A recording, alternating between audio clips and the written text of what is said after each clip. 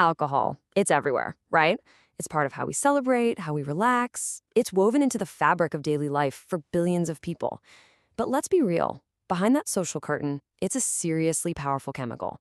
So, today we're going to pull that curtain back and take a hard look at what this simple molecule, ethanol, is actually doing to us from the inside out. And this quote right here, this just nails the central problem, doesn't it? We treat alcohol kind of like a soda, but biologically speaking, it's a potent drug. The fact that it's legal and just normal creates this massive blind spot to what it's really doing in our bodies. So let's actually follow it. Let's trace the journey from the moment that drink passes your lips all the way to the complex, wild chemical reactions it sets off deep inside your brain. What is really going on? Okay, so it all starts with this one little molecule. Ethanol, C2H5OH. I mean, look at it. It seems so simple, right? Just a couple of carbon atoms. But don't let that fool you. This small, unassuming alcohol is capable of some incredibly complex and powerful stuff once it gets inside the human body. Here's its fundamental job description. Ethanol is a central nervous system depressant. You can think of it like a dimmer switch for your brain. It slows down all that frantic chatter between your neurons, and that's what gives you that initial feeling of relaxation, of easing up. But trust me, that is just the beginning. So how does it get from your glass to your brain so darn fast? Well, that journey starts with absorption. And where it gets absorbed and how, that makes all the difference in the world. You know, here's something most people get wrong. We tend to think alcohol just gets absorbed in the stomach, but that's only about 20% of the story. The real main event, the big show, happens in the small intestine. A massive 80% of it gets absorbed there, directly into your bloodstream. And understanding that, well, that's the key to why the effects can hit you so quickly. And this is exactly why drinking on an empty stomach feels so different. If there's no food in there, the alcohol zips right through your stomach and into the small intestine, causing a super fast spike in your blood alcohol level. But a meal, especially one with some fat or protein, acts like a bouncer at a club, holding the alcohol in the stomach for longer and just slowing the whole process way down. And it gets even weirder. You know the bubbles in champagne or a gin and tonic?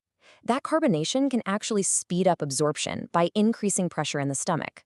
But, and here's the paradox, a really high concentration, like a straight shot of whiskey, can irritate the stomach lining and actually slow things down, at least for a little bit.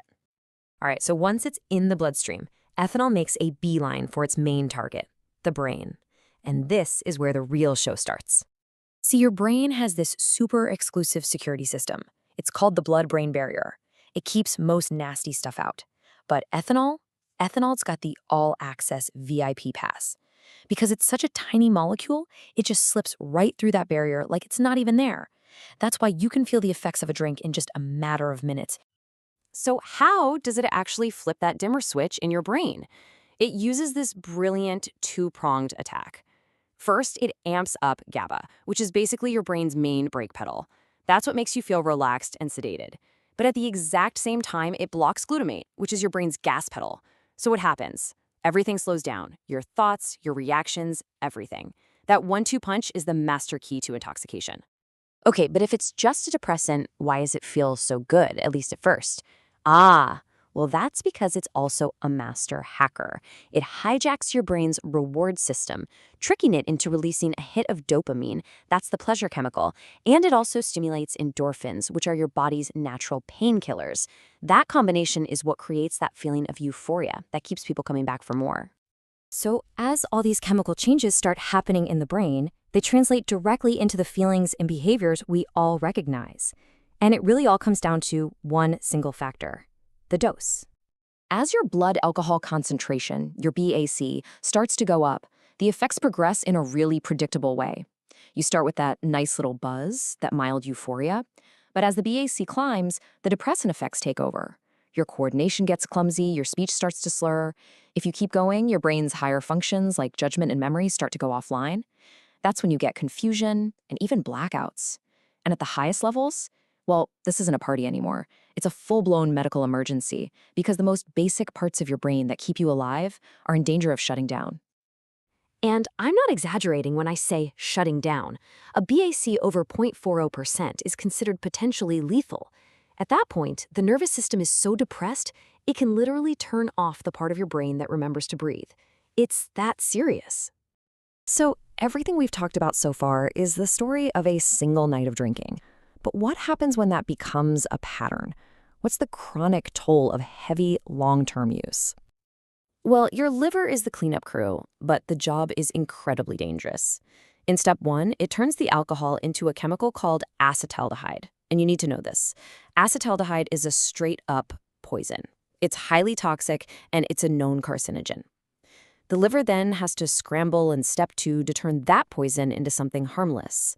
But when you drink heavily, the liver gets overwhelmed, and that toxic middleman, acetaldehyde, just hangs around, causing damage.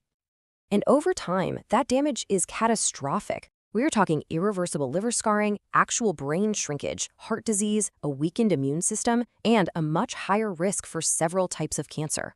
In fact, ethanol is officially classified as a Group 1 carcinogen, right up there with asbestos and tobacco. That's the highest risk category there is.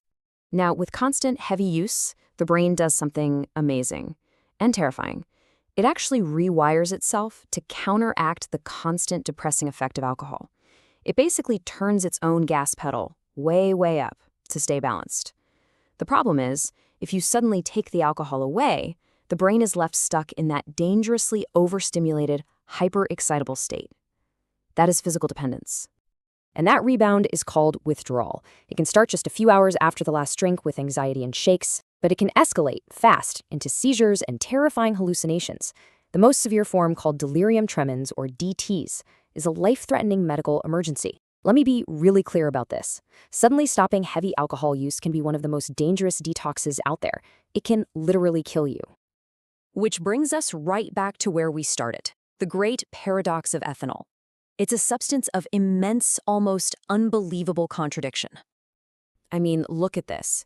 On one side, it's this totally normal legal thing we use for parties and to unwind.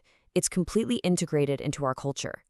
And on the other side, it's a potent addictive drug that's incredibly toxic and causes an unbelievable amount of harm.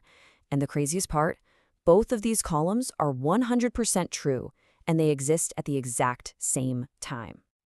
So after all this, what's the bottom line? Well, we've seen that ethanol is a deceptively simple molecule that causes incredibly complex changes in our brain.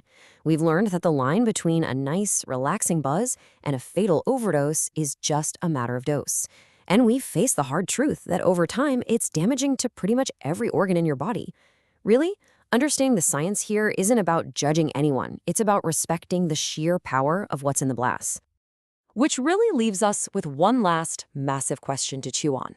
When you consider its incredible power to both quiet our anxieties and light up our brain's pleasure centers, is it really any surprise that this paradoxical drug is so deeply rooted in human culture? It's something to think about.